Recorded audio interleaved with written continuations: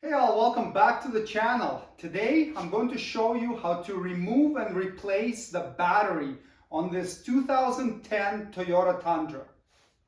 Before we disconnect this battery, let's talk a little bit about the topic that I always get asked about on my battery replacement videos. And that is using a memory saver or an additional battery to keep the presets intact and all those things. So in all of my videos where I remove the battery, I do not use a memory saver. And the reason for that is that the manufacturer never mentions any memory saver device or any of that sort. And also a lot of people may not have one. Now, does that mean you should not use one?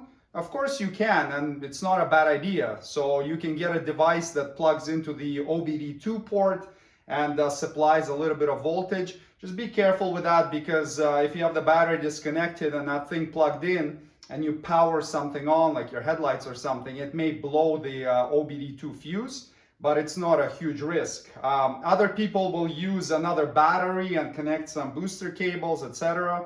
Again, when I worked in the shop, we never used any of that. So what the manual does tell you is how to initialize the systems after reconnecting the battery.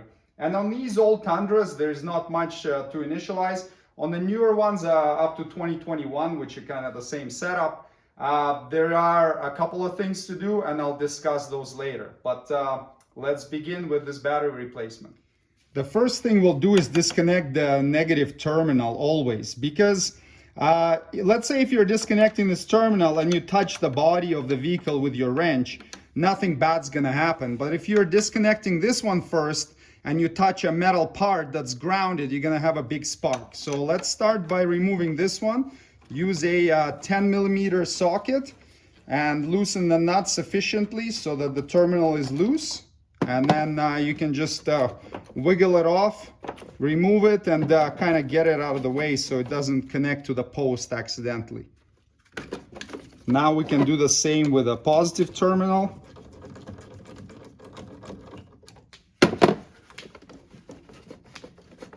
And get this guy out of the way so that it doesn't interfere with the battery coming out. Now we'll use a deep 10 millimeter socket to loosen these battery hold downs. And I'll post the links for some tools you might find handy to do this job. You don't need to remove the nuts completely. You just need to loosen them enough to get the hold down hooks out of the vehicle body. And once I remove the battery, you'll be able to see better what's going on there. But these two hooks right here, they just hook in and they hold it in. So let's get this hold down out. Grab the battery and pull it out. Usually they'll have some sort of a strap, and just be careful because I have had once a strap break on me and the battery fell on my foot, and it was not pleasant to say the least. And now you can see the one hole and the second hole where the hold down hooks engage. Make sure that this tray didn't shift out of place while you're removing the battery. It's got these two pegs on it right here, and they fit into those holes.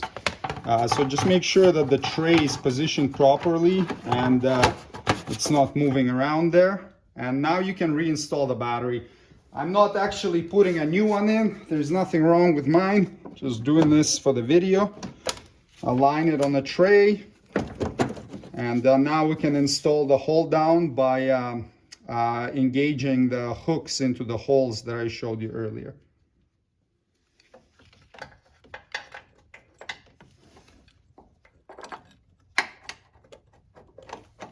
Like that. And now we can tighten them. And while you're tightening them, it helps to hold the hook in, because oftentimes it pops out and then starts spinning. So just be aware of that.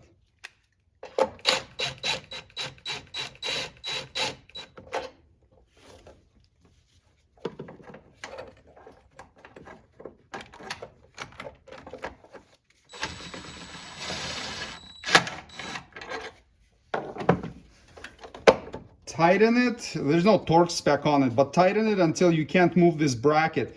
Don't over tighten these hooks, because I've seen people crank down on them a lot and actually crush the plastic case. So you just want to make sure that the hook isn't moving, and when you wiggle the battery, it doesn't shift around.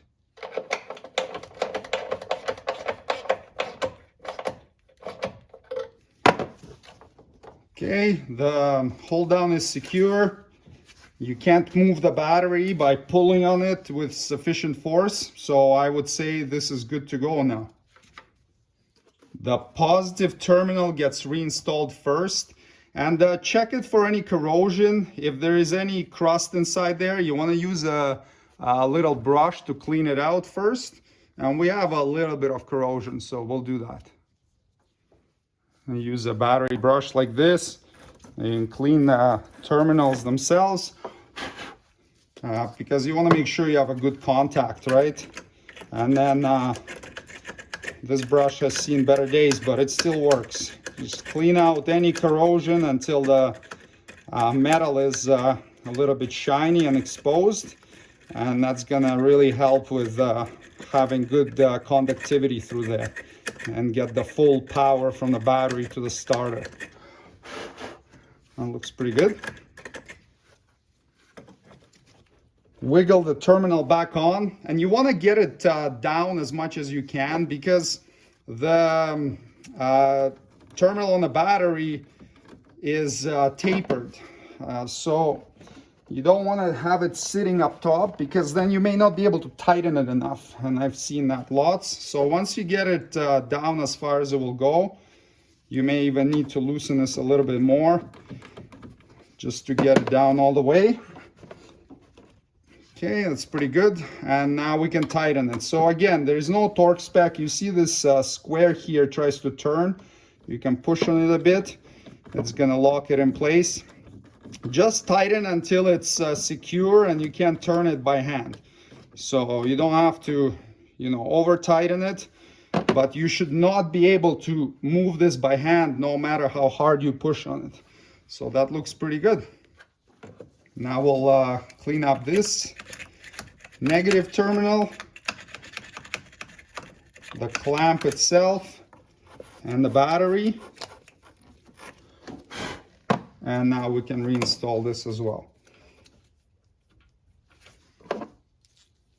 Push it all the way down, wiggle, wiggle, and tighten.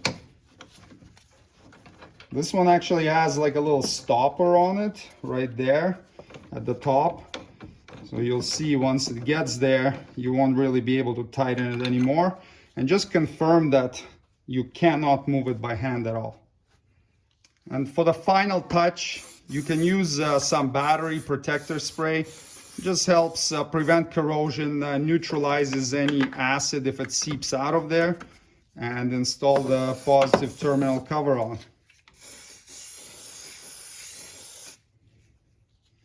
Now let's talk a little bit about the initialization and the memory settings. On an older truck like this, all you gotta do is reset the clock.